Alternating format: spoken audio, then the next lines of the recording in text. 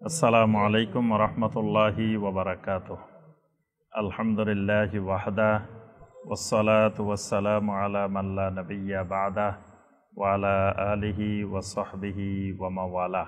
সম্মানিত ভাই ও বোনেরা, আমরা নিয়মিত যে কিতাবের উপরে দার্স শুরু করেছি সেটি হলো আদ-দুরুসুল মুহিম্মা লিআম্মাতিল উম্মাহ। আল্লামা ইমাম আব্দুল আজিজ বিন আব্দুল্লাহ বিন বাস রাহিমাহুল্লাহ কর্তৃক লিখিত এই গুরুত্বপূর্ণ কিতাবটি, যেটি সমগ্র পৃথিবীতে মুসলিম উম্মার কাছে সমাদৃত হয়েছে, এরকম একটি গুরুত্বপূর্ণ কিতাবের আমরা দার্স শুরু করেছি। প্রথম দার্স আমাদের ছিল আদ-দারসুস সানি, দ্বিতীয় দার্স আরকানুল ইসলাম। আরকানুল ইসলামের আমরা গত দার্সে প্রথম পর্ব আলোচনা করেছি। আজকে আরকানুল ইসলামের দ্বিতীয় পর্বের আলোচনা হবে ইনশাআল্লাহ। এবং আলহামদুলিল্লাহ এই কিতাবের দার্সের সাথে সাথে আমরা সুন্দর একটি ব্যবস্থাপনার মাধ্যমে গত দার্সের উপরে আমরা গত দার্সের ক্লাসটা লিখিত আকারেও এটাকে করা হয়েছে। ওই পাঠটা কি দিছিলেন সবাইকে? আচ্ছা, ওইটা কিন্তু গত দার্সের বিষয়গুলো আমাদের মুশফিক ভাই এটাকে আবার সুন্দর করে লিখেছেন। গত দার্সে আমরা কি কি আলোচনা করেছি এটাকে ভাই সুন্দর করে অনেক পরিশ্রম করে এটা লিখেছেন। পরবর্তীতে আমরা চেষ্টা করব এগুলা লিখিত আকারে আলোচনাগুলো আপনাদের কাছে দিয়ে দেওয়ার জন্য, কারণ এই লেখাপড়া বাংলাদেশের কোথাও পাওয়া যায় না। এই লেখাপড়াটা বিরল। অনেকে ইমানের মেহনত 40 বছর 50 বছর করে ফেলছে। যদি জিজ্ঞাসা করেন ভাই লা ইলাহা ইল্লাল্লাহর শর্ত কয়টা, লা ইলাহা ইল্লাল্লাহর রকম কয়টা, কিছুই বলতে পারে না। তার অর্থ হলো এই লেখাপড়া নাই। তো এই কারণে আমাদের এই ক্লাস, আমাদের এই দার্স খুবই গুরুত্বপূর্ণ, খুবই মূল্যবান একটা ক্লাস। যে ক্লাস আপনি কোনো মসজিদের খুতবায় পাবেন না, কোনো মাহফিলে পাবেন না, খুব বিরল পাওয়াটা। তো আমরা গত দার্সে আলোচনা করেছি ইসলামের 5টি রকমের প্রথম রকম, প্রথম রকমের প্রথম পাঠ। আপনাদের পরীক্ষা চলতেছে তো নাকি? কথা কয় না দেখি, পরীক্ষা চলে? নকল টকল চলে না তো নাকি? আলহামদুলিল্লাহ, খুব সুষ্ঠুভাবে পরীক্ষা চলতেছে, কোন প্রকারের নকলবিহীন। এখন তো নকলের ধরন পাল্টে গেছে। আমাদের জাতীয় বিশ্ববিদ্যালয়ে একটা সারা দেশে জরিপ চালানো হয়েছে তো নকলের ব্যাপারে। নকল আগে যে সিস্টেমে ছিল এখন আর ওই সিস্টেমে নকল নাই, ওইটা সব পরিবর্তন হয়ে গেছে। এখন ছাত্ররা মোবাইল নিয়ে আসে, বিভিন্ন ডিভাইস নিয়ে আসে, বিভিন্ন ধরনের ও আধুনিক। অনেকগুলো আছে মোবাইল লাগে না, বিভিন্ন ভাবে বিভিন্ন জায়গায় রাখে, কানের কাছে রাখে, এই জায়গায় রাখে, বিভিন্ন জায়গায় রাখে। বাস এখন তো শুধু মোবাইলে চ্যাটজিপিটিতে যায়, প্রশ্নটা বলে দিলে আনসার চলে আসে। বসে বসে মোবাইল থেকে লিখলো, তারপরে বাহিরের থেকে প্রশ্ন ঘোষণা করে, সবার কানের মধ্যে লাগানো আছে, সবাই লেখে, বাইরে পড়ে আরেক জায়গায়, এখানে ভিতরে বসে বসে লেখে। বিভিন্ন পদ্ধতির আধুনিক, মানে সবকিছু যেমন ডিজিটাল হয়েছে, নকলও এখন ডিজিটাল। আগের পুরানা ধারার নকল এখন নাই। তো এই জন্য নকলের আমাদের আজকের পরীক্ষা একবারে নকলবিহীন সুষ্ঠু পরীক্ষা ইনশাআল্লাহ। তো আপনারা প্রশ্ন একেবারে সহজ, এটা আপনি চোখ বন্ধ করে 5 মিনিটে উত্তর দিয়ে ফেলতে পারেন। আমরা গত দাসে যা আলোচনা করছি ওই আলোচনার ভিতরে সবগুলা প্রশ্ন ছিল। জি আরবি শব্দ আছে যেগুলো হয়তো আমরা যেহেতু আরবি ছাত্র না, এটা কি মাথায় দিবেন? ও জি জি জি জি জি আরবি শব্দগুলো আমরা বাংলাও বলছিলাম, তো সামনে থেকে প্রশ্ন করার সময় তাহলে খেয়াল রাখবেন যে শব্দগুলো আরবি এগুলোর পাশে প্রয়োজনে বাংলাটা দিয়ে দিবেন। কিছু আছে আরবির বাংলা হয় না, আরবিটাই রাখতে হয়, তাও চেষ্টা করা হবে ইনশাল্লাহ বাংলাটা সহ রাখা। জি জি আর কিছু আরবি শিখতে হবে, কিছু আরবি শব্দ এগুলো শিখা লাগবে, এটা লেখাপড়ার একটা অংশ। অনেকটা আমরা জি তা আমরা আজকে আরকানুল ইসলাম আমরা গত পর্বে আলোচনা করেছি। আরকানুল ইসলাম হলো 5টি। 1 নম্বর হলো শাহাদাতে আল্লাহ ইলাহা ইল্লাল্লাহ ওয়া আন্না মুহাম্মাদার রাসূলুল্লাহ। 2 নম্বর ইকামেস সালাহ। অসুবিধা নাই, মেধাবী স্টুডেন্ট এখান থেকে উত্তর পেয়ে যাবে, লিখে ফেলতে পারবো, অসুবিধা নেই। আমরা তো এখানে মানে শেখার উদ্দেশ্য, এজন্য এখান থেকে শুনে লিখলেও অসুবিধা নেই। জি তো দ্বিতীয়টা হলো ইকামেস সালাহ, সালাত কায়েম করা। 3 নম্বরটা ইতা ইজ যাকাত, যাকাত আদায় করা। 4 নম্বর সাওমে রমাদান, রমাদানের সিয়াম পালন করা। 5 নম্বর হলো হজ, হজ্জে বাইতুল্লাহ সম্পাদন করা।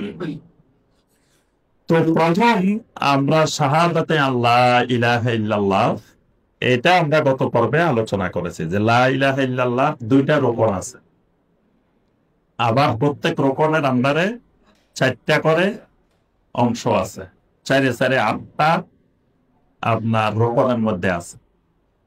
আর 8টা লা ইলাহা ইল্লাল্লাহ শর্ত আছে। তো এই বিষয়গুলো আমাদের আলোচনা হয়েছে গত পর্বে। আজকে হলো প্রথম পর্ব, যেটি শাহাদাতে আল্লাহ ইলাহা ইল্লাল্লাহ ওয়া আন্না মুহাম্মাদার রাসূলুল্লাহ। প্রথমটা আমরা বলছি শাহাদা। শাহাদার বাংলা দরকার নাই। শাহাদা মানে কি? সাক্ষ্য দেওয়া, সাক্ষী। শাহাদা মানে সাক্ষী। তো এটা বাংলা না দিলেও বুঝতে হবে যে শাহাদা 1 নম্বর রকম হলো শাহাদা। তো কয়টা জিনিসের শাহাদা? 2টা জিনিসের শাহাদা। একটা শাহাদা দিলে সেই ইমানদার হবে না। কেউ যদি শুধু সাক্ষী দিল লা ইলাহা ইল্লাল্লাহ, কিন্তু মুহাম্মাদুর রাসূলুল্লাহ সাক্ষী দিবে না, তাহলে সেও ইমানদার না। আবার কেউ সাক্ষী দিল মুহাম্মাদুর রাসূলুল্লাহ সাল্লাল্লাহু আলাইহি ওয়াসাল্লাম, কিন্তু লা ইলাহা ইল্লাল্লাহ সাক্ষী দিবে না, তাহলেও এই লোক মুসলিম হইতে পারবে না। তাহলে 2টা অংশ সাক্ষী দিতে হবে। শাহাদার প্রথম অংশ লা ইলাহা ইল্লাল্লাহ, দ্বিতীয় অংশ মুহাম্মাদুর রাসূলুল্লাহ সাল্লাল্লাহু আলাইহি ওয়াসাল্লাম। এখন লা ইলাহা ইল্লাল্লাহর সাক্ষ্য মানে কি, এটা আমরা আলোচনা করছি, রোকনের মধ্যে শর্তের মধ্যে আসছে। আজকের প্রথম আলোচনা হলো যে শাহাদাতে আম্মা মুহাম্মাদ রাসূলুল্লাহ, যে মুহাম্মদ সাল্লাল্লাহু আলাইহি ওয়াসাল্লাম আল্লাহর রাসূল, এটা সাক্ষী দেওয়ার অর্থ। একজনের জোরে জোরে চিৎকার দিয়ে দিয়ে বললো, ভাইয়েরা সবাই শুনেন, মুহাম্মদ সাল্লাল্লাহু আলাইহি ওয়াসাল্লাম আল্লাহর রাসূল, মুহাম্মাদুর রাসূলুল্লাহ সাল্লাল্লাহু আলাইহি ওয়াসাল্লাম। তাহলে কি এই লোক মুসলিম হয়ে গেছে? কি আপনারা কি বলেন, মুসলিম হয়ে গেছে? তার সাক্ষী কমপ্লিট না, এটাই বুঝতে হবে। অনেকে মনে করে এটাই কমপ্লিট, সে যেহেতু মুহাম্মদ রাসূলুল্লাহ সাক্ষী দিছে, কালেমা পড়ছে, উচ্চারণ করে ফেলছে, বাস এটাই মনে হয় তার সাক্ষ্য হয়ে গেছে। আসলে তার সাক্ষ্য হয় নাই। এই সাক্ষ্য মুখে উচ্চারণ করার সাথে সাথে শাইখ বিন বাজ রাহিমাহুল্লাহ বলেন যে তুমি মুখেও যখন উচ্চারণ করবা লা ইলাহা ইল্লাল্লাহু মুহাম্মাদুর রাসূলুল্লাহ, এই মুহাম্মাদুর রাসূলুল্লাহ তুমি ঘোষণা দেওয়ার পরে মুহাম্মাদুর রাসূলুল্লাহর কিছু চাহিদা আছে। চাহিদা, মুক্তাদা, মুক্তাদা মানে চাহিদা, দাবি।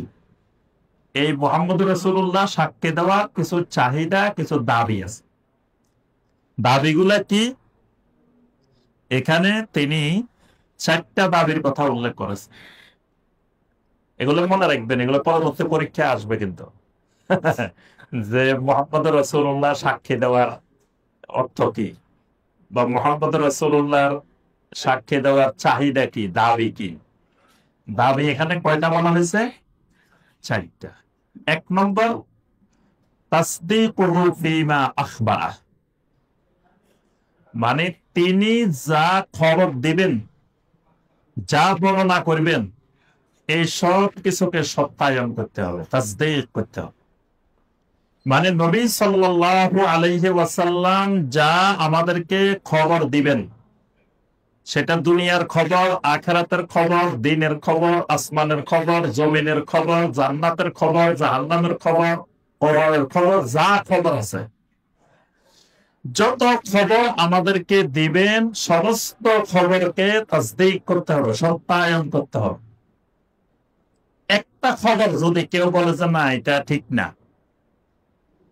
নবী সাল্লাল্লাহু আলাইহি ওয়াসাল্লাম খবর দিয়েছেন কিন্তু সে বলল যে না এটা ঠিক না, এটা উনি মানতে পারতেছে না, এটা সত্যায়ন করতে পারতেছে না, নবী সাল্লাল্লাহু আলাইহি ওয়াসাল্লামের সহিহ হাদিসে আছে কিন্তু সে মানতে পারতেছে না, তাহলেও তার সাক্ষ্য হয়নি, সাক্ষ্য কমপ্লিট হয়নি। এজন্য নবী সাল্লাল্লাহু আলাইহি ওয়াসাল্লাম আমাদেরকে খবর দিয়েছেন, তিনি মেরাজের রাত্রিতে গেছেন, সেখানে আল্লাহ সুবহানাহু ওয়া তাআলা তার উপরে প্রথমে 50 ওয়াক্ত সালাত তার উম্মতের উপর ফরজ করছেন। পরবর্তীতে মুসা আলাইহিস সালামের পরামর্শে আবার আল্লাহ পাকের কাছে আবেদন করছেন, আল্লাহ পাক কমাইতে কমাইতে 5 ওয়াক্ত দিয়েছেন। এই খবরটা আমাদের কাছে এসেছে সহিহ আল বুখারীর হাদিস, মানে বিশুদ্ধ সূত্রে এসেছে।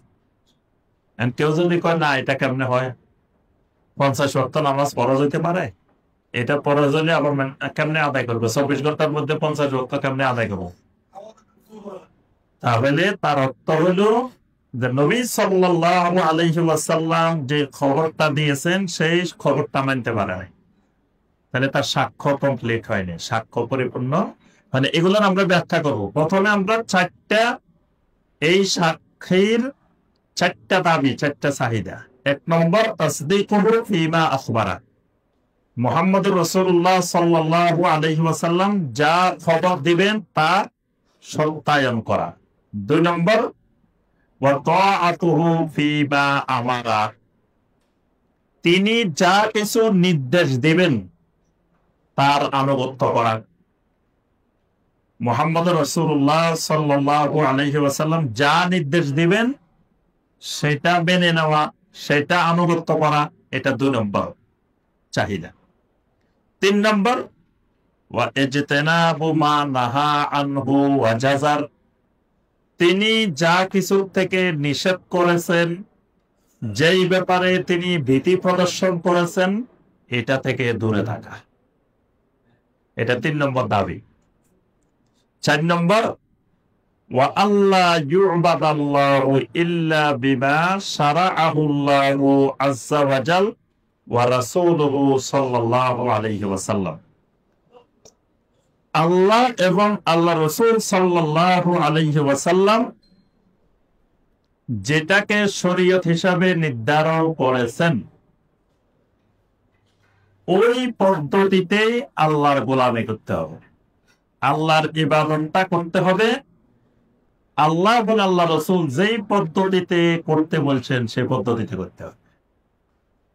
এই 4টা হলো মুহাম্মদ রাসূলুল্লাহ সাল্লাল্লাহু আলাইহি ওয়াসাল্লামের সাক্ষ্য দেওয়ার কি চাহিদা। এটা কি সবাই বুঝতে পারছেন? কথা বলেন না, মনে বুঝেন। কেউ না বুঝতে পারলে বলবেন যে আমি বুঝি নাই, তাহলে আরেকবার বুঝাও। বুঝেন নাই কে?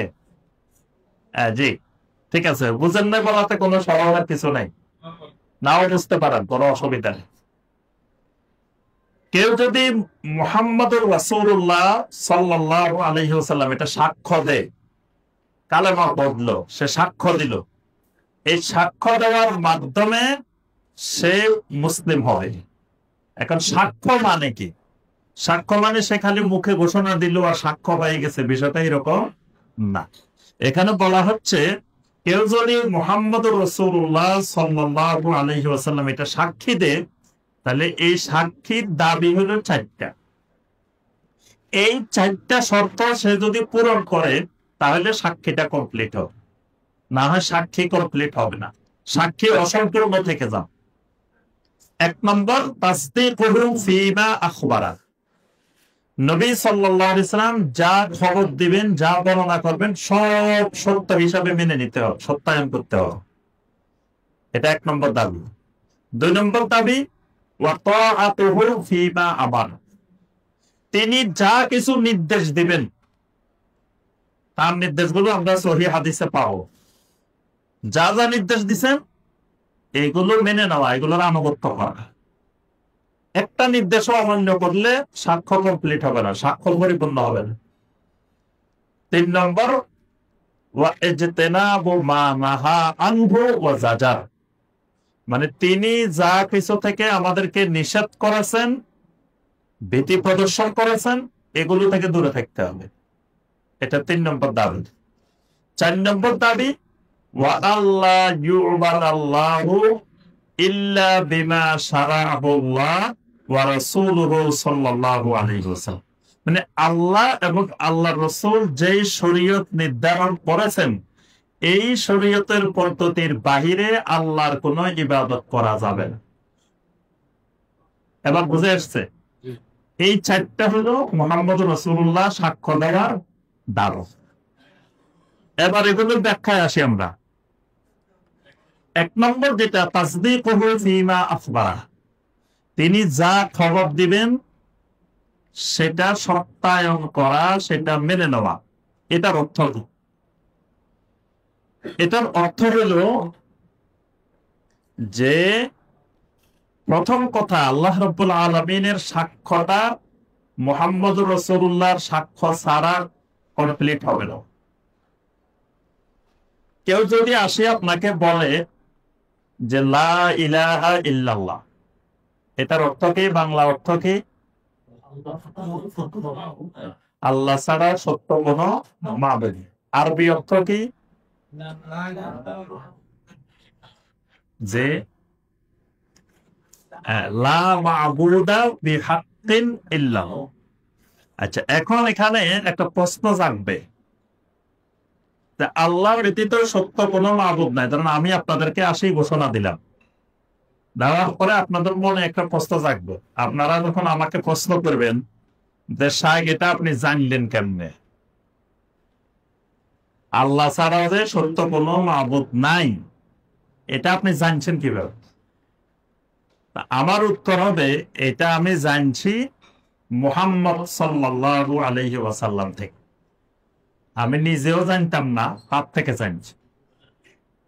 এবার আপনারা আমাকে দ্বিতীয় প্রশ্ন করবেন, আচ্ছা মুহাম্মদ সাল্লাল্লাহু আলাইহি ওয়াসাল্লাম তিনিও তো মানুষ, তিনিও তো বাশার, আপনিও বাশার, তো আপনি জানলেন না, উনি জানলো কেমনে? এটা হলো আপনাদের আমার কাছে দ্বিতীয় প্রশ্ন।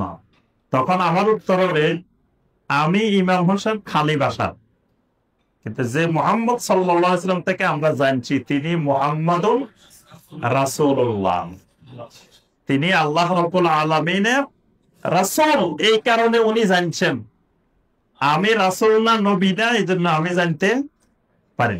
তাহলে আমাদের এই জানার উৎস, জানার সোর্সটা, মানে আল্লাহর তাওহীদটা জানার সোর্স, আল্লাহর তাওহীদের দলিল মুহাম্মদুর রাসূলুল্লাহ সাল্লাল্লাহু আলাইহি ওয়াসাল্লাম। বুঝে আসছে? তাহলে লা ইলাহা ইল্লাল্লাহর সাক্ষ্য ততক্ষণ পর্যন্ত পরিপূর্ণ হবে না যতক্ষণ পর্যন্ত না কেউ মুহাম্মদুর রাসূলুল্লাহ সাল্লাল্লাহু আলাইহি ওয়াসাল্লামের সাক্ষ্য না দেয়। লা ইলাহা ইল্লাল্লাহর সাক্ষ্যটা মুহাম্মদুর রাসূলুল্লাহ সাল্লাল্লাহু আলাইহি ওয়াসাল্লামের সাক্ষ্যের সাথে সম্পৃক্ত। এটা বুঝে আসছে? আচ্ছা, এবার আসেন, প্রথম কথা আমরা বলছি যে তাসদীকুহু ফীমা আখবারা, মুহাম্মদ সাল্লাল্লাহু আলাইহি ওয়াসাল্লাম যা বলবেন তা সত্যায়ন করতে হবে, যা আদেশ দিবেন সেটা মানতে হবে, যা নিষেধ করবেন সেটা থেকে দূরে থাকতে হবে, এবং আল্লাহর ইবাদত করতে হলে তার পদ্ধতির বাহিরে কোনো ইবাদত করা যাবে না। এই ব্যাপারে আল্লাহ রাব্বুল আলামিন সূরা আন-নিসার 64 নম্বর আয়াতে বলছেন, ওয়ামা আরসালনা মির রাসূলিন ইল্লা লিইউতাআ বিইযনিল্লাহ। আমি জমিনে যখনই কোন রাসূল প্রেরণ করি, কোন রাসূল পাঠাই, এর একমাত্র উদ্দেশ্য হলো আল্লাহর হুকুমে দুনিয়ার মানুষেরা ওই রাসূলের আনুগত্য করবে। মানে রাসূল পাঠানোর উদ্দেশ্যটাই হলো যে মানুষ রাসূলের আনুগত্য করবে, আনুগত্যের জন্য রাসূল পাঠানো হয়। তাহলে রাসূল কারো রিসালাত মেনে নেওয়া মানে তার আনুগত্য মেনে নেওয়া। যে মুসা আলাইহিস সালামকে আল্লাহ পাক রাসূল পাঠাইছেন, ওই যুগের মানুষ মুসা আলাইহিস সালামকে মেনে নেওয়া, রিসালাত মেনে নেওয়ার অর্থ হলো মুসা আলাইহিস সালামের আনুগত্য করা। ইব্রাহিম আলাইহিস সালামের রিসালাত মেনে নেওয়া মানে ইব্রাহিম আলাইহিস সালামের আনুগত্য করা। ঈসা আলাইহিস সালামের রিসালাত মেনে নেওয়া মানে ঈসা আলাইহিস সালামের আনুগত্য করা। অর্থাৎ যেই রাসূল আল্লাহ যখন পাঠান, আল্লাহ পাক বলেন আমি রাসূল পাঠাই একমাত্র এই উদ্দেশ্যে যে দুনিয়ার মানুষেরা আমার রাসূলের আনুগত্য করবে। আচ্ছা, কোন ব্যক্তির আনুগত্যটা তখনই পরিপূর্ণ হয় যখন তিনটা জিনিস বিদ্যমান থাকে। তিন জিনিস বিদ্যমান থাকলে এটার নাম আনুগত্য। তিন জিনিস কি? প্রথমে যে তিনটা বলা হয়েছে, তিনি যা খবর দিবেন, খবর, আদেশ, নিষেধ, এই তিনটা মানলে এটার নাম আনুগত্য, এটার নাম তাআত।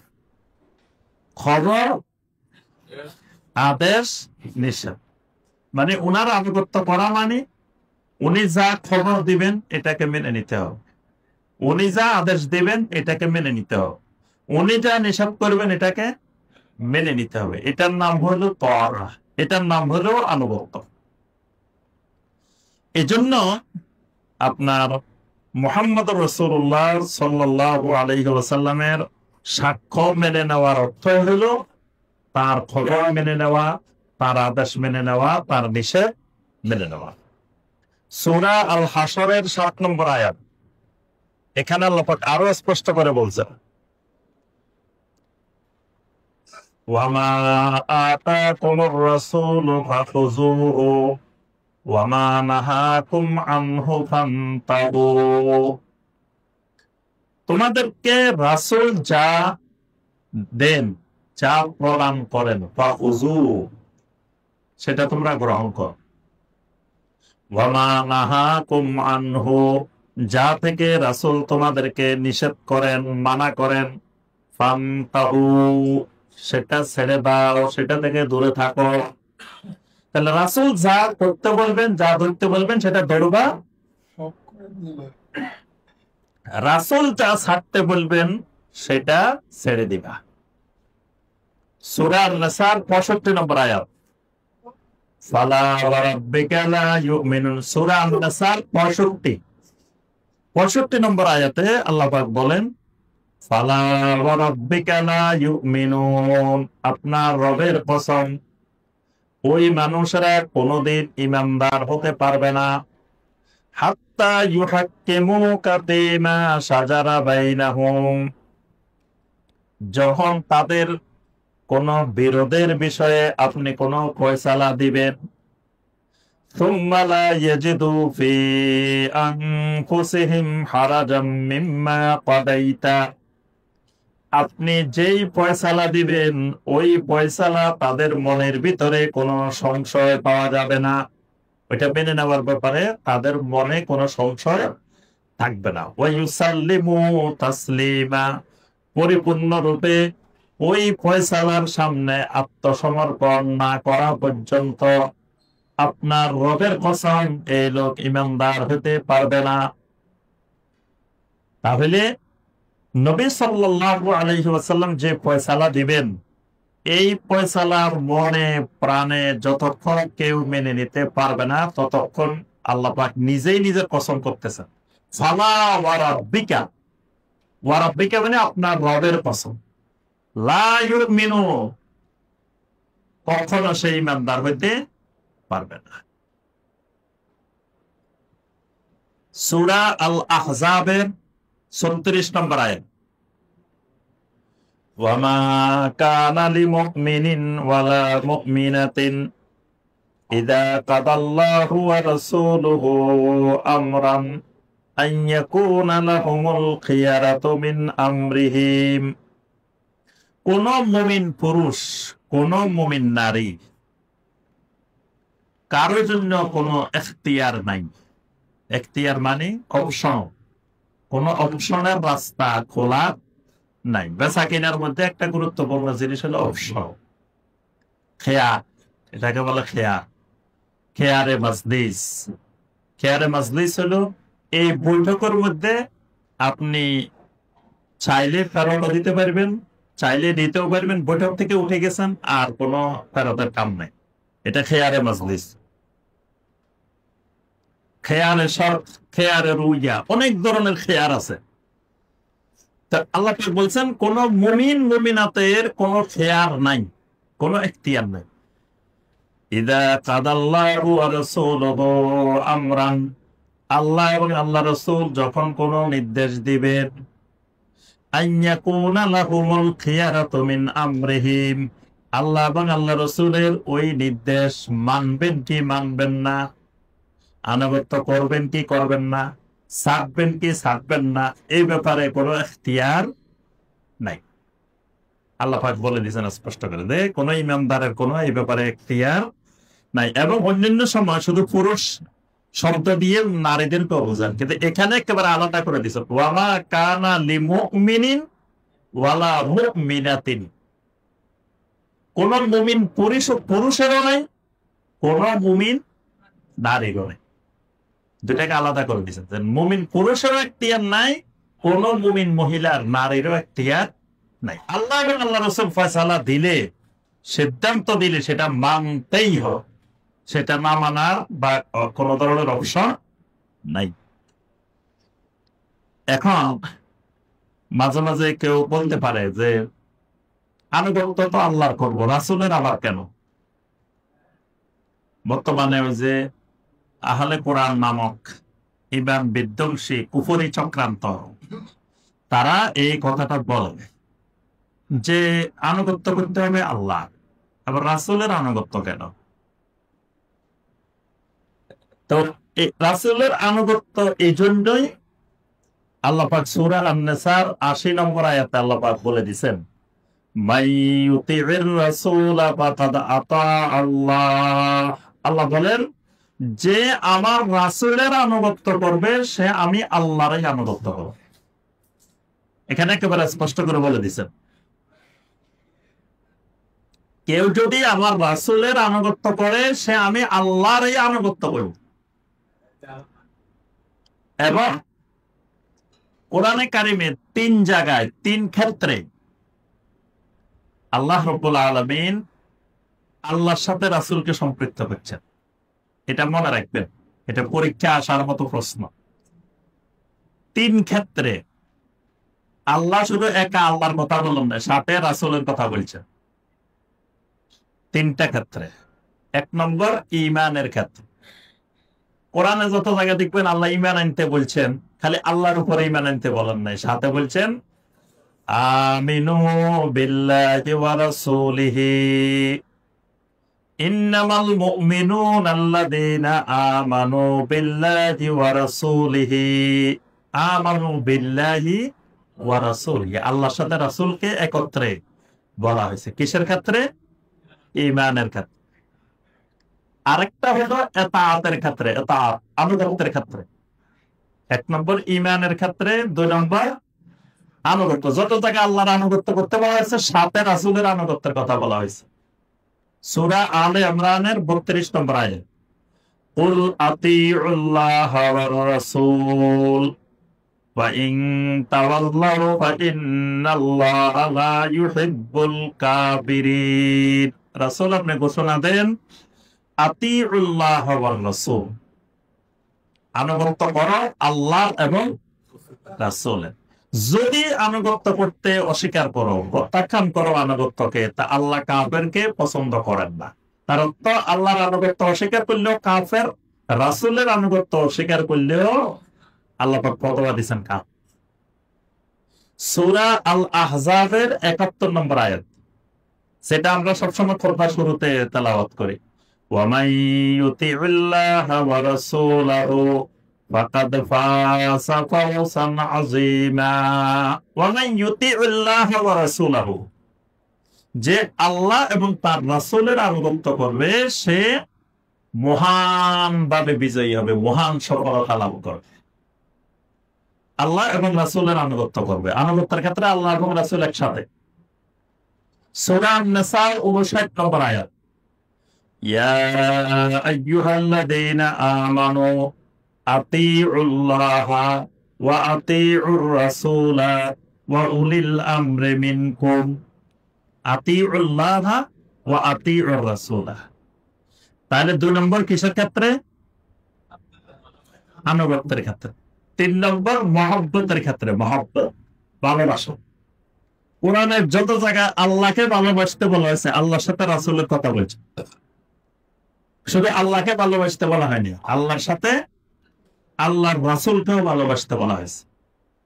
এই জন্য দেখবেন মহব্বতের যত আয়াত আছে, সূরা তাওবা ২৪ নম্বর আয়াত, বড় আয়াত, কুল ইন কানা আবাউকুম ওয়া আবনাউকুম ওয়া ইখওয়ানুকুম ওয়া আযওয়াজুকুম ওয়া আমওয়াল ওয়া আশীরাতুকুম ওয়া আমওয়ালুন ইকতারাফতুমুহা ওয়া তিজারাতুন তাখশাউনা কাসাদাহা ওয়া মাসাকিনু তারদাউনাহা আহাব্বা ইলাইকুম মিনাল্লাহি ওয়া রাসূলিহি। আহাব্বা ইলাইকুম মিনাল্লাহি ওয়া রাসূলিহি, আল্লাহ এবং রাসূলের মহব্বতের চাইতে যদি তোমার কাছে তোমার মা বাবার মহব্বত, ছেলে মেয়ের মহব্বত, ভাই বোনের মহব্বত, স্বামী স্ত্রীর মহব্বত, তোমার আত্মীয় স্বজনের মহব্বত, তোমার সম্পদের মহব্বত, ব্যবসা বাণিজ্যের মহব্বত, বাড়িঘরের মহব্বত বেশি হয়, তাহলে আল্লাহর ফয়সালা আসা পর্যন্ত অপেক্ষা কর। কঠিন হুমকি দিচ্ছেন আল্লাহ পাক এখানে। তো এখানে এই মহব্বতের কথা বলতে গিয়ে আল্লাহ পাক আল্লাহ এবং রাসূলকে একসাথে বলছেন, ভালোবাসার ক্ষেত্রে, মহব্বতের ক্ষেত্রে। এইভাবে দেখবেন কোরআনে কারিমে আরো অনেক আয়াত আছে। সূরা আল আরাফের ১৫৭, ১৫৮, তারপরে সূরা আল ফাতহের ৭-৮, এগুলোর মধ্যে আল্লাহ এবং রাসূলের মহব্বত একসাথে বলা হয়েছে। তাহলে মনে থাকবো কয় ক্ষেত্রে আল্লাহর সাথে রাসূলকে সম্পৃক্ত করা হয়েছে? ৩ ক্ষেত্রে। কি কি ক্ষেত্রে? ঈমান, আনুগত্য, মহব্বত। ঈমান, আনুগত্য, মহব্বত। আগামী পরীক্ষা ইনশাআল্লাহ যাতে ১০০ হয়, এখনই পড়া মুখস্থ হয়ে দাও, তাহলে পরীক্ষা ১০০ পাইবেন ইনশাআল্লাহ। তাহলে ৩ ক্ষেত্রে মনে রাখতে হবে, ৩ ক্ষেত্রে আল্লাহ সুবহানাহু ওয়া তাআলা রাসূলকে একসাথে কি করছেন? সম্পৃক্ত করেছেন। তো সূরা আন-নিসার ৮০ নম্বর আয়াতে আল্লাহ পাক বলে দিয়েছেন, মান ইউতিউর রাসূলা ফাকাদ আতা আল্লাহ, যে আমার রাসূলের আনুগত্য করবে সে আমি আল্লাহরই আনুগত্য করবে। সূরা আলে ইমরানের ৩১, কুল ইন কুনতুম তুহিব্বুনাল্লাহা ফাত্তাবিউনি ইউহিব্বুকুমুল্লাহু ওয়া ইয়াগফির লাকুম যুনুবাকুম। রাসূল আপনি বলেন, ইন কুনতুম তুহিব্বুনাল্লাহ, যদি আল্লাহকে ভালোবাসতে চাও, আল্লাহকে যদি মহব্বত করতে চাও, তো ফাত্তাবিউনি, ভালোবাসার মাধ্যমটা হবে কি? আল্লাহ রাব্বুল আলামিনকে ভালোবাসলে তো আপনি আল্লাহকে দাওয়াত করে খাওয়াইতে পারবেন না, কি খাওয়ানো যাবে? তাহলে ভালোটা কেমনে বাসবেন? এই ভালোবাসার মাধ্যমটা হবে ফাত্তাবিউনি, সুন্নতের ইত্তেবা। সুন্নতের ইত্তেবা করা মানে আল্লাহকে ভালোবাসা। আল্লাহ পাক বলেন, সুন্নতের ইত্তেবা করলে ইউহিব্বুকুমুল্লাহ, আমি আল্লাহ তোমার সাথে ২টা ওয়াদা করতেছি, যদি তুমি সুন্নতের ইত্তেবা করো তা আমি আল্লাহ তোমাকে মহব্বত করবো, তোমাকে ভালোবাসবো। সুবহানাল্লাহ। আরেকটা হলো ভালোবাসার নমুনা শুরু, ওয়া ইয়াগফির লাকুম যুনুবাকুম, আমি আল্লাহ তোমার সব গুনাহ মাফ করে। সুবহানাল্লাহ। এই জন্য সুন্নতের ইত্তেবা করলে ১ নম্বর লাভ আল্লাহর মহব্বত অর্জন হবে, ২ নম্বর লাভ রাসূলের মহব্বত অর্জন হবে, ৩ নম্বর লাভ আল্লাহ গুনাহ সব মাফ করে দেবে। সুবহানাল্লাহ। আরেকটা বিষয় এখানে বলা হয়েছে যে আল্লাহ ইউবাদাল্লাহু ইল্লা বিমা শারাআহুল্লাহু ওয়া রাসূলুহু। আমরা প্রথম বলছি ওই পয়েন্ট মনে রাখবেন যে শাহাদাতে মুহাম্মদ রাসূলুল্লাহ মানে চারটা।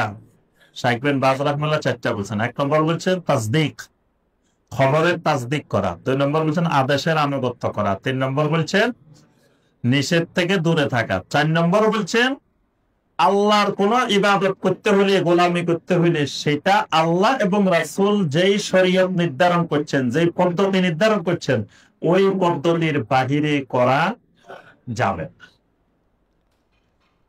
এই জন্য নবী সাল্লাল্লাহু আলাইহি ওয়াসাল্লাম বেদাতের ব্যাপারে কঠোর সতর্ক করছেন উম্মতকে। সহিহ আল বুখারীর হাদিস, মান আহদাসা ফি আমরিনা হাযা মা লাইসা মিনহু ফাহুয়া রাদ্দুন। কেউ যদি আমাদের দ্বীনের মধ্যে নতুন কিছু সংযোজন করে, আহদাসা, আহদাসা মানে ইহদাস, ইহদাস মানে নতুন। নতুন মানে কি? যেটা নবী সাল্লাল্লাহু আলাইহি ওয়াসাল্লাম করেন নাই, সাহাবায়ে কেরাম করেন নাই, বা যেই পদ্ধতিতে নবী সাল্লাল্লাহু আলাইহি ওয়াসাল্লাম এবং সাহাবায়ে কেরাম করেন নাই, এটার নাম ইহদাস। কেউ যদি এরকম ইহদাস করে দ্বীনের মধ্যে, দ্বীনের মধ্যে, এটা এই পয়েন্টটা মনে রাখতে হবে, এই শব্দটা। এটা কারণে বাংলাদেশের মানুষ বেদাত করে, বেদাত বুঝতে পারে না। বেদাতটা হবে দ্বীনের মধ্যে, দ্বীনের ভিতরে, দ্বীনের জন্য, দ্বীনের উপকরণ, এগুলাতে বেদাত নাই। যেমন ধরেন আমরা মাইকে কথা বলতেছি, এটাও তো রাসূলের যুগে, সাহাবীর যুগে ছিল না, তাই বলে কি এটা বেদাত হবে? হবে না। ফ্যান চলতেছে, এসি চলতেছে, এটা বেদাত হবে? হবে না। আল্লাহ রাসূলের যুগে তো সাহাবায়ে কেরাম নিচে বসে শুনছে, আমরা চেয়ারে বসছি, এটা বেদাত হবে? কারণ এগুলো দ্বীনের ভিতরে না, এগুলো দ্বীনের জন্য, দ্বীন শিক্ষার জন্য আমরা এই ব্যবস্থা করছি। এগুলো দ্বীনের জন্য, দ্বীন শিক্ষার জন্য আলিয়া মাদ্রাসা বানাইছি, কওমি মাদ্রাসা বানাইছি, হাফেজিয়া মাদ্রাসা বানাইছি, নুরানি মাদ্রাসা বানাইছি। এইগুলার দ্বীন শিক্ষার জন্য, দ্বীনের জন্য, এগুলোর সাথে বেদাতের কোনো সম্পর্ক নাই। এই জন্য দ্বীনের ভিতরে কোনো ইহদাস, নবী সাল্লাল্লাহু আলাইহি ওয়াসাল্লাম বলেছিলেন, এটা যদি কেউ করে ফাহুয়া রাদ্দুন, তার এই আমলটা বাতিল। সহিহ মুসলিমের হাদিস, মান আমিলা আমালান লাইসা আলাইহি আমরুনা ফাহুয়া রাদ্দুন। কেউ যদি এমন আমল করে যেই আমল আমরা করি নাই, তাহলে সেই আমল কি হয়ে যাবে? রাদ্দুন, প্রত্যাখ্যাত হয়ে যাবে, বাতিল হয়ে যাবে। এই জন্য কিয়ামতের ময়দানে অনেক মানুষ আমল নিয়ে ক্ষতিগ্রস্ত হবে। আল্লাহ পাক বলেন, কুল হাল নুনাব্বিউকুম বিল আখসারিনা আমালা।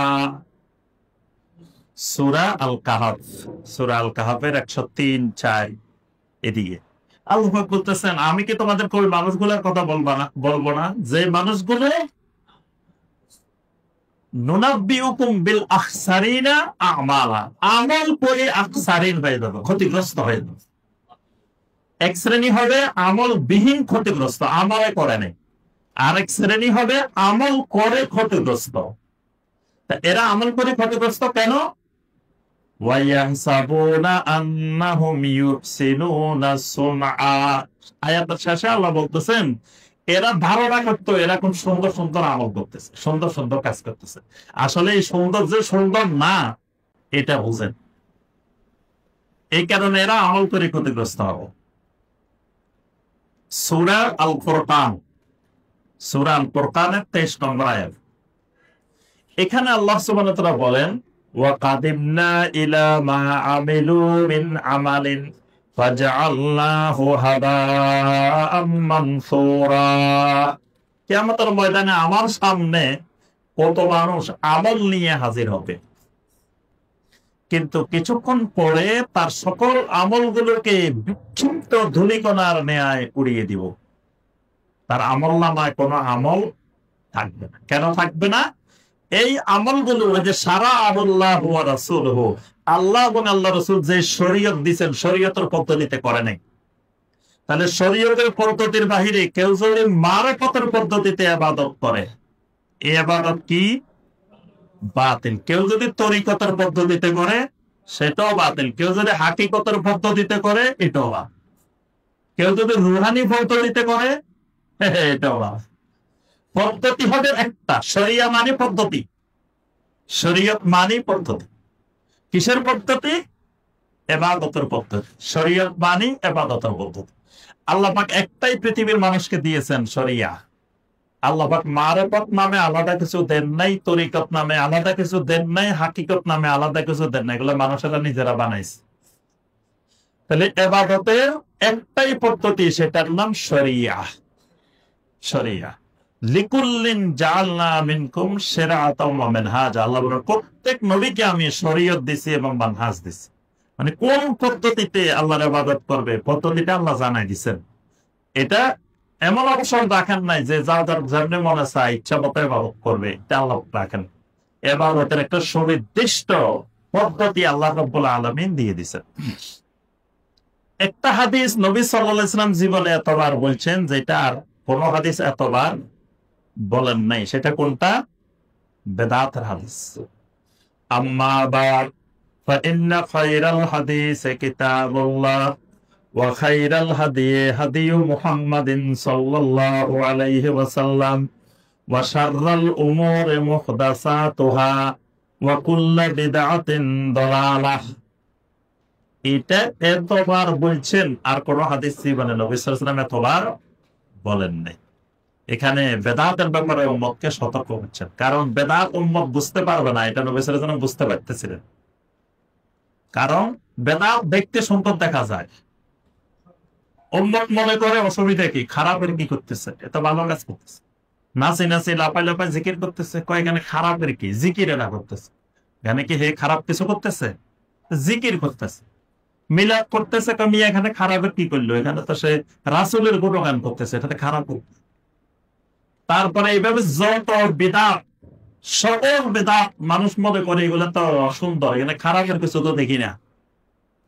এই খারাপের কিছু দেখে না, এই জন্য মানে তার মধ্যে খারাপ চিনার মতো জ্ঞান নাই, এই জন্য সে চিনে না। এই জন্যই নবী সাল্লাল্লাহু আলাইহি ওয়াসাল্লাম বারবার উম্মতকে বেদাতের ব্যাপারে সতর্ক করছেন। এবং ওই হাদিসটা ইরবাদ ইবনে সারিয়া রাদিয়াল্লাহু তাআলার হাদিস। নবী সাল্লাল্লাহু আলাইহি ওয়াসাল্লাম একদিন সকালবেলায় ফজরের সালাত আদায় করলেন, এরপরে সাহাবীদেরকে এমন এক নসিহত করলেন, জারাফাত মিনহাল উয়ুন, সবার চোখে পানি চলে আসলো, অন্তরগুলা সব নরম হয়ে গেল। তখন এক সাহাবী উঠে দাঁড়াই বললেন, ইয়া রাসূলুল্লাহ সাল্লাল্লাহু আলাইহি ওয়াসাল্লাম, মনে হয় এটা আপনার বিদায়ী খুতবা, আর মনে হয় জীবনে আমাদেরকে খুতবা দিতে পারবেন না, আপনি একটু আমাদেরকে ওসিয়ত করেন। তখন নবী সাল্লাল্লাহু আলাইহি ওয়াসাল্লাম আরো কিছু ওসিয়ত করলেন। ওই ওসিয়তের মধ্যে বললেন যে অচিরেই, এই বেশি দিন হবে না, অচিরেই ফাসাইয়ারা, ফাসাইয়ারা মানে কিছুদিনের মধ্যেই, ইখতিলাফান কাসীরা, তোমরা আমার পরে অনেক ইখতিলাফ দেখতে পাবে। এই ইখতিলাফ মানে বেদাত, মানে রাসূলের পদ্ধতি বাদ দিয়ে অন্য পদ্ধতিতে ইবাদত শুরু করে দিবে মানুষ। তখন তোমরা কি করবা? ওয়া আলাইকুম বিসুন্নতি ওয়া সুন্নাতিল খুলাফাইর রাশিদিন আল মাহদিয়্যিন। তখন তোমরা আমার সুন্নাত এবং হেদায়েত প্রাপ্ত খুলাফায়ে রাশিদিনের সুন্নতকে তোমরা শক্ত করে ধরবা। কেমনে ধরবা? তামাসসাকু বিহা। প্রথম বলছেন তামাসসাকু বিহা, এটাকে শক্ত করে ধরবা। এরপরে আরো বলছেন খালি শক্ত করে ধরলে হবে না, কারণ পরিস্থিতিটা এত জটিল হবে, তুমি ধরলেও টান মারি ছিঁড়ে ফেলবো। কারণ তখন সুন্নতকে মানুষ মনে করবে ফিতনা, বেদাতকে মনে করবে সুন্নত। এখন তুমি সুন্নত ধরছো, তোমার সুন্নতকে সমাজের লোকেরা এমন ভাবে টান মারবে তুমি ধরে রাখতে পারবা। এজন্য রাসূল সাথে শিখিয়ে দিয়েছেন, ওয়া আদু আলাইহা বিন-নাওয়াজিস। খবরদার ধরার সময় আবার মারির দাঁত, সামনের দাঁত দিয়ে ধরিও না। ধরবে কোন দাঁত দিয়ে? মারির দাঁত দিয়ে। কারণ সামনের দাঁত দিয়ে ধরতে ওই বেদাতীরা এমন ভাবে টান মারবে তোমার দাঁত ভাঙি সুন্নত চলে যাবে, ধরে রাখতে পারবা না। মারির দাঁত দিয়ে ধরলে যত টানা টানুক তোমার এটা চুকবে না, চুক। এই জন্য আল্লাহ রাসূল সাল্লাল্লাহু আলাইহি ওয়াসাল্লাম বলেন, কোন দাঁত দিয়ে ধরবে সেটাও উম্মতকে শিখিয়ে দিয়ে গেছেন। দেখেন সুবহানাল্লাহ, সুন্নতটা কোন দাঁত দিয়ে ধরতে হবে। এই দাঁত দিয়ে সানায়া, রুবায়া এগুলো দিয়ে ধরলে হবে না, ধরতে হবে নাওয়াজিস, মারির দাঁত। তার মারির দাঁতটাই হলো সবচাইতে শক্ত, এটা দিয়ে ধরলে আর সহজে পানি তোমার থেকে সুন্নত বের করতে পারবে না। এরপরে নবী সাল্লাল্লাহু আলাইহি ওয়াসাল্লাম খবরদার বেদাত থেকে দূরে থাকবে, কারণ ইন্না কুল্লা মুহদাসাতিন বিদআহ ওয়া কুল্লা বিদআতিন দালালাহ। আমরা সবাই জানি সূরা আল মুলকের 2 নম্বর আয়াত, সূরা আল মুলকের 2 নম্বর আয়াত আল্লাহ পাক বলছেন আল্লাযী খালাকাল মাউতা ওয়াল হায়াতা লিয়াবলুয়াকুম আইয়ুকুম আহসানু আমালা। জীবন আর মরণ আল্লাহ সৃষ্টি করছেন কেন? তোমাদেরকে পরীক্ষা করবে তোমাদের মধ্যে কে সুন্দর আমল করে, আহসান আমল করে, বেশি আমল করে এটা বলেন নাই, বলছেন কি আহসান আমল করে। তো ফুদাইল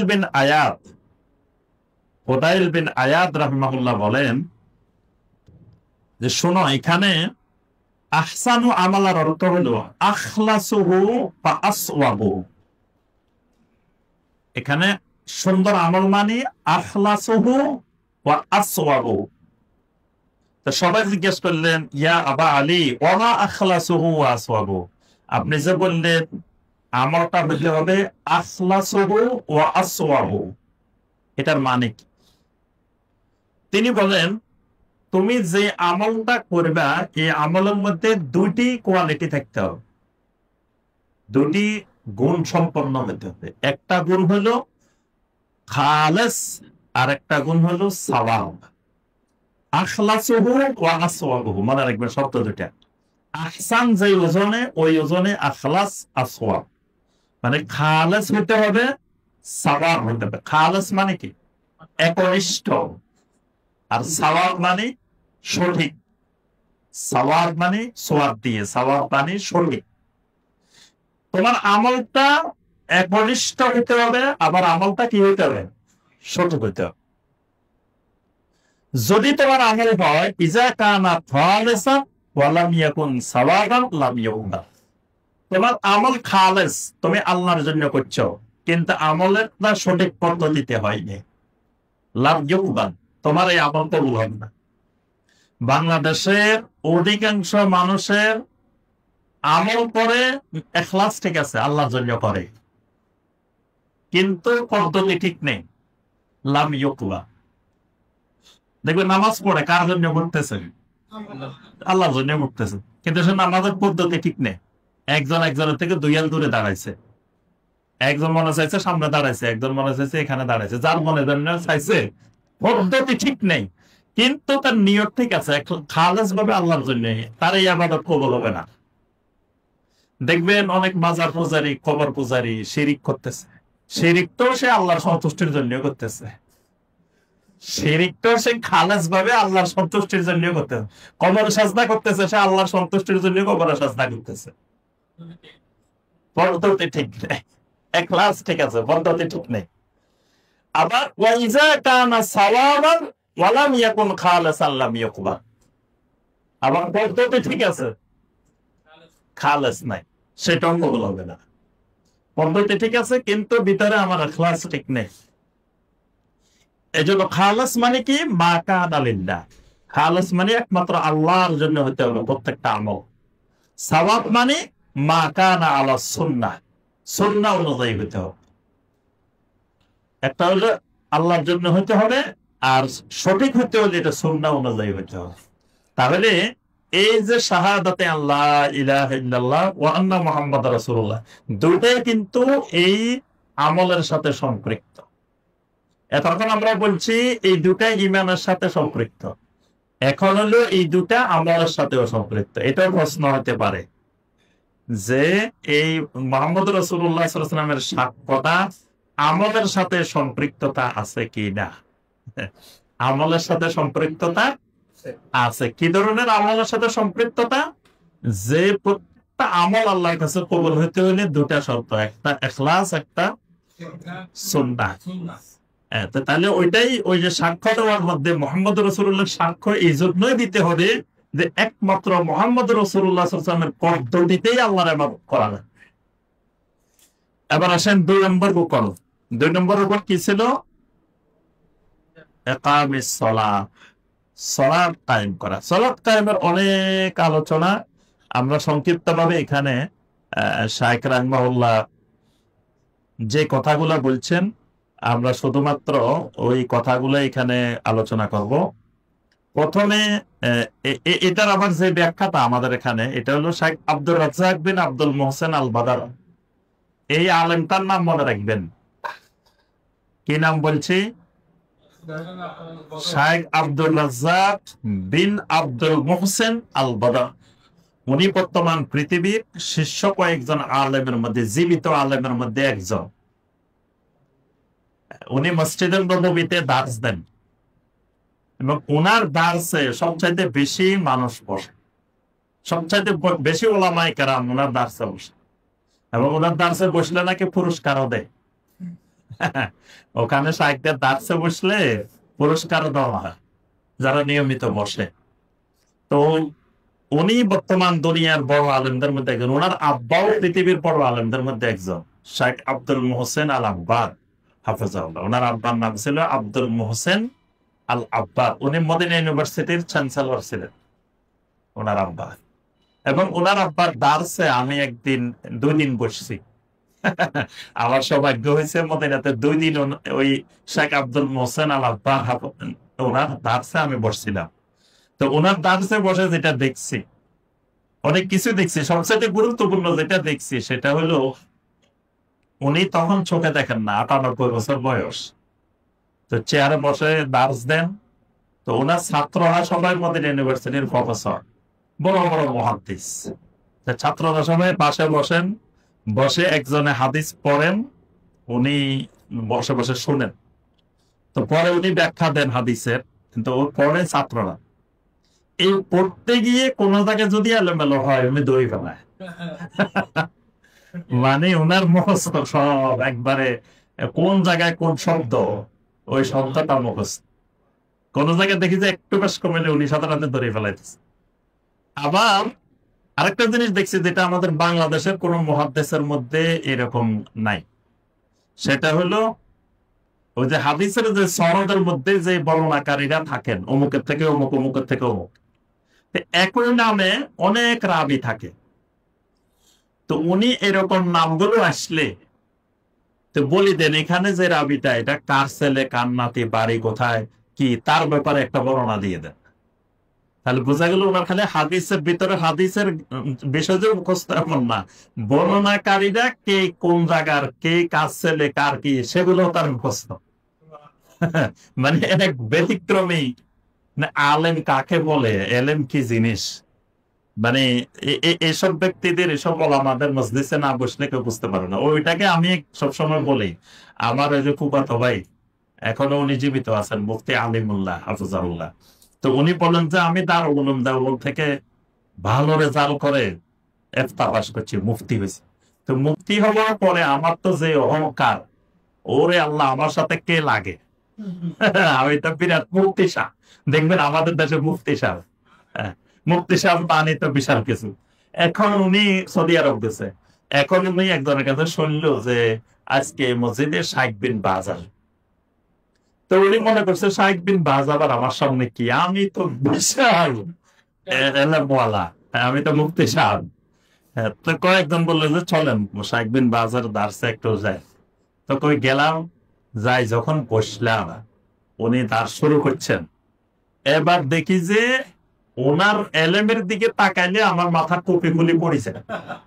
মানে এলেম এত অসল, তাকাইতে গেলে আমার টুপি পিছনের দিকে পড়ে যায়। ওনার এলেম বোঝার মতো, ওনার ছাত্র হওয়ার মতো যোগ্যতা তখন আমার মধ্যে নাই।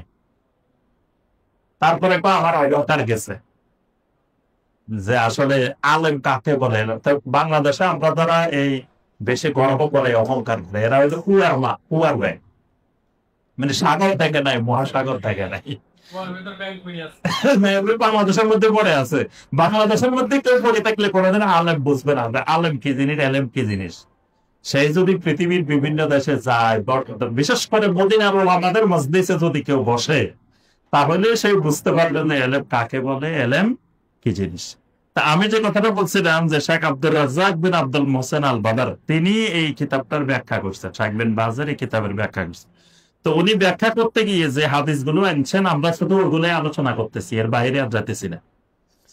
এখানে সলাতের ব্যাপারে তিনি প্রথমে একটা হাদিস আনছেন, মুসনাদে আহমদের হাদিস, এবং এটা দারিমির মধ্যে আছে, বাইহাকের মধ্যে আছে, ইবনে হিব্বানের মধ্যে আছে, অনেক জায়গায় আছে। হাদিসটা হলো আল্লাহ রাসূল সাল্লাল্লাহু আলাইহি ওয়াসাল্লাম বলেন, মান হাফাজা আলাইহা কানাত লাহু নূরান ওয়া বুরহানান ওয়া নাজাতান ইয়াউমাল কিয়ামা। যে ব্যক্তি সালাতের হেফাজত করবে, যে ব্যক্তি 5 ওয়াক্ত সালাতের হেফাজত করবে, এটা কিয়ামতের দিন তার জন্য নূর হবে। সুবহানাল্লাহ, কিয়ামতের দিন তার জন্য নূর হবে। ওয়া বুরহানান, তার জন্য দলিল হবে। ওয়া নাজাতান, এবং তার নাজাতের মাধ্যম হবে। ওয়া মান লাম ইউহাফিজ আলাইহা লাম ইয়াকুল লাহু নূরুন ওয়ালা বুরহানুন ওয়ালা নাজাতুন। যে ব্যক্তি 5 ওয়াক্ত সালাতের হেফাজত করে নাই, কিয়ামতের ময়দানে তার কোনো নূরও থাকবে না, দলিলও থাকবে না, নাজাতও থাকবে না। আরো কঠিন কথা, ওয়া কানা ইয়াউমাল কিয়ামাতে মা কারুনা ওয়া ফিরআউনা ওয়া হামানা ওয়া উবাই ইবনে খালাফ। নবী সাল্লাল্লাহু আলাইহি ওয়াসাল্লাম কয়েকজনের নাম ধরে ধরে বলছেন, যে 5 ওয়াক্ত সালাতের হেফাজত করে নাই তার কিয়ামত হবে কারুনের সাথে, ফেরাউনের সাথে, হামানের সাথে, উবাই ইবনে খালাফের সাথে। নাউযুবিল্লাহ। তাহলে বাংলাদেশে যে দিব্যি আরামে সব আশেকে রসুলেরা বসে রয়েছে, নামাজ পড়ে না, নামাজ নাই ইমান ঠিক আছে। বাংলাদেশে আমি নামাজ পড়ি না, কি হয়েছে, আমার ইমান তো ঠিক আছে। এই ইমানদার যারা নামাজ নাই ইমান লই বসে আছে, এদের হাসরে লোকের সাথে, ফেরাউনের সাথে, কারুনের সাথে, হামানের সাথে, উবাই ইবনে খালাফের সাথে। কিন্তু এরা এই ব্যাপারে পুরা বেখবর। আমি ওই দিন আমাদের গ্রামের বাড়িতে গেছি, তো যাওয়ার পরে ফজরের সলাতে যাই, দেখি যে মুসল্লির সংখ্যা মাত্র 2 জন। আমরা ঢাকা থেকে গেছি 2 জন, এলাকা থেকে আসছে 2 জন। আর মুয়াজ্জিন সাহেব তো আজান দেওয়া লাগবো, নয়তো মুয়াজ্জিন পাওয়া মুশকিল। সে আসতো কিনা সেটা পরে, সেটা আজান দিতে হবে, আসা লাগবে। আপনার তাহলে এই যে 2 জন মুসল্লি, আমি বাড়ি যাওয়ার আগে আমার কাছে একদিন এলাকার কয়েকজন ফোন দিচ্ছেন, যে বলতেছেন যে এলাকায় কিছু কথাবার্তা চলতেছে, যে এই মসজিদে এইভাবে খুতবা হয় কেন, ইমাম সাহেব এইভাবে রাফলি আদান করে কেন, আমিন জোরে বলে কেন, এগুলো নিয়ে কথাবার্তা হচ্ছে। তাই ইমাম সাহেব বলছে যে ঠিক আছে, শায়েখ তো আগামী শুক্রবারে আসবে, আপনারা সবাই শায়েখের সাথে বসিয়ে এই বিষয়গুলো নিয়ে আপনারা আমার সাথে কথাবার্তা না বলে শায়েখের সাথে বসলে ভালো হবে। এখন এটা তো বলছে ফজরের সলাতে আমি গেছি 2 জন মুসল্লি। পরে আমি জুমার সলাতে বললাম যে আমার ভাইয়েরা দেখেন, শয়তানের ওয়াসওয়াসা, শয়তানের ধোঁকা, শয়তানের প্রতারণা কিভাবে আমাদেরকে মানে গ্রাস করে ফেলছে। ফজরের সলাতে এলাকায় এত মানুষ বসবাস করে, সেখান থেকে ফজরের জামাতে হাজির হয়েছে 2 জন। এটাই তো পুরো এলাকায় আজকে আলোচনা হওয়ার কথা ছিল। প্রত্যেক দোকানে দোকানে, চা দোকানে, ভাই শোনো শোনো, আজকে খবর, এই মসজিদে মাত্র 2 জন মুসল্লি হয়েছে। এটা আলোচনার বিষয় হওয়ার কথা ছিল না? এবং যে মানুষগুলো ফজরের জামাতে আসতে পারে না, মানুষকে তো সারাদিন কান্নাকাটি করার কথা ছিল, অনুশোচনা করার কথা ছিল, যে আহারে আমি ফজরের জামাতে হাজির হতে পারিনি। এটা নিয়ে এলাকার একটা মানুষের মধ্যে কোনো অনুশোচনা দেখা যায় নাই, কোনো আলোচনা দেখা যায়নি, কোনো কথাবার্তা দেখা যায়নি। দিব্যি আরামে সবাই চলাফেরা করতে, কথাবার্তা চলতেছে কি নিয়ে? আমিন নিয়ে, আর ওইটা নিয়ে। শয়তান কোন জায়গায় লুঙ্গি করে পাকড়ি বান্ধা ফেলছে। ফজরের জামাতে আসে নাই, সে জাহান্নামে যাবে, সে গুনাহ আছে, এ ব্যাপারে কোনো সন্দেহ নেই। এটা আমিন জোরে বলছে না, আসতে বলছে, এটার দ্বারা নামাজ বাতিলও হবে না, নামাজের কিছু হবে না, জাহান্নামেও যাবেন, সেটা আলোচনা চলতেছে দোকানে দোকানে। কিন্তু ওই যে ফজরের নামাজে 2 জন আসছে, এটা নিয়ে কোনো আলোচনা পর্যালোচনা নাই। শয়তান কোথায় নিয়ে গেছে, ওয়াসওয়াসা, শয়তানের ধোঁকা, প্রতারণা, মানুষ কিভাবে পড়ে আছে। যে বিষয় নিয়ে আলোচনা করার কথা ছিল সেই বিষয়ে কোনো আলোচনা নেই, আর যে বিষয় প্রাসঙ্গিক না, অপ্রাসঙ্গিক, সেই বিষয় নিয়ে মানুষ মহাব্যস্ততার মধ্যে আছে। এটাই হলো ইন্দাল ইনসান আলা খুশর, মানুষ ক্ষতিগ্রস্ততার মধ্যে আছে। তাহলে যে মানুষগুলো নামাজ না পড়ে, এই দেশের 95% উপরে মুসলমান 5 ওয়াক্ত নামাজ পড়ে না। বাংলাদেশের 3 লক্ষের উপরে মসজিদগুলো খালি পড়ে থাকে, 5 ওয়াক্ত নামাজে মুসল্লি নেই, জুমার দিন জায়গা হয় না। মসজিদ বানানো হয় জুমাকে কেন্দ্র করে, মানে জুমার জন্য। এই যে দোতলা, তিনতলা, চারতলা মসজিদ কি জন্য? জুমার নামাজের জন্য। মানে মনে হচ্ছে মুসলিমদের মূল নামাজ একটাই, জুমার নামাজ। এটা ঠিক আছে, মুসলমান ঠিক আছে, হাজিরা দিছে। মানুষ বলে 3 দিন হাজিরা না দিতে পারলে মুসলমানের নাম হাজিরা খাতা থেকে কি হয়? কাটা যায়। শয়তানের কত বড় ধোঁকা! এর নাম কত আগে কাটা গেছে, নামে তো নাই। নাম থাকলে না কাটা যাবো, আগে তো ভর্তি হইতে হইব। ভর্তি হলে না নাম কাটা যায়, তো ভর্তি হয় না, নামে ওখানে, নামে নাই, কাটা যাওয়ার তো কোনো প্রশ্নই ওখানে। তাহলে এদের হাসা রোগে দেখেন নবী সাল্লাল্লাহু আলাইহি ওয়াসাল্লামের কথা, এটা আমাদের কারো কথা না। কারুনের সাথে, ফেরাউনের সাথে, হামানের সাথে, উবাই ইবনে খালদের সাথে। এরপরে নবী সাল্লাল্লাহু আলাইহি ওয়াসাল্লাম বলছেন, আল আহাদুল্লাযী বাইনানা ওয়া বাইনাহুমুস সালাহ ফামান তারাকাহা ফাকাদ কাফার। আমাদের মাঝে আর কাফের মুশরিকের মাঝে অঙ্গীকার হলো সালাত। সালাত যদি কেউ সালাত ছেড়ে দেয়, ফাকাদ কাফার, সে কাফের হয়ে গেল, কুফরি করবে। নবী সাল্লাল্লাহু আলাইহি ওয়াসাল্লামের স্পষ্ট হাদিস, মুসনাদে আহমদের হাদিস, জামিআ তিরমিজির হাদিস, সুনান আন-নাসাঈ, ইবনে মাজাহ, অনেকগুলো হাদিসের গ্রন্থে এই হাদিসটা আসছে যে ফামান তারাকাহা ফাকাদ কাফার, যে সালাত পরিত্যাগ করবে সে কুফরি করবে। এটা কুফরি। কিয়ামতের ময়দানে সর্বপ্রথম হিসাব হলো কিসের? সালাত। সালাত ঠিক হইলে বাকিগুলো ঠিক হবে, সালাত ঠিক নাই, বাকিগুলো ঠিক নাই। 3 নম্বর রকম হলো কি? ইতা ইজ যাকাত, যাকাত আদায় করা। যাকাত ফরজ, সম্পদের উপরে যাকাত আদায় করা ফরজ। যত জায়গায় আল্লাহ সুবহানাহু ওয়া তাআলা সালাতের কথা বলছেন, আকিমুস সালাহ বলছেন, তত জায়গায় আল্লাহ সুবহানাহু ওয়া তাআলা সাথে ওয়া আতুজ যাকাত, যাকাত আদায় করা। তাহলে যাকাতটা এত গুরুত্বপূর্ণ যে এটাকে সালাতের সাথে আল্লাহ রাব্বুল আলামিন উল্লেখ করেছেন। 4 নম্বর রকম হলো সিয়াম রমাদান, রমাদান মাসের সিয়াম পালন করা। সিয়ামের ব্যাপারে আমরা সবাই জানি, কোরআনে কারিমের অনেক আয়াত আছে, অনেক হাদিস আছে, রমাদান মাসে আমরা এগুলোর আলোচনা শুনি। 5ম রুকুন হলো হজ, হজ্জে বাইতুল্লাহ। যার কাছে স্বাভাবিক খরচ, স্বাভাবিক পারিবারিক খরচের অতিরিক্ত আল্লাহর ঘরে হজ করার মতো সামর্থ্য আছে, অর্থ আছে, তার জন্য হজ ফরজ। অর্থাৎ বর্তমানে হজ করতে হইলে ধরেন 7 লাখ 8 লাখ টাকা লাগে।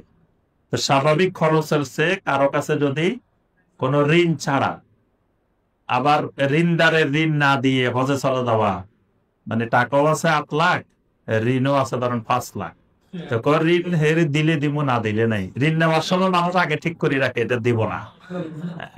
বাংলাদেশের মানুষ যখন ঋণ নেয় আগে ঠিক করে রাখে যে এটা দিব না, এই নিয়তে সেই নেই। তো সে ঠিক করে রেখেছে ঋণ পাইলে পাবে, অসুবিধা নাই, আমি হজ করে আসি। এই হজ করা যাবে না।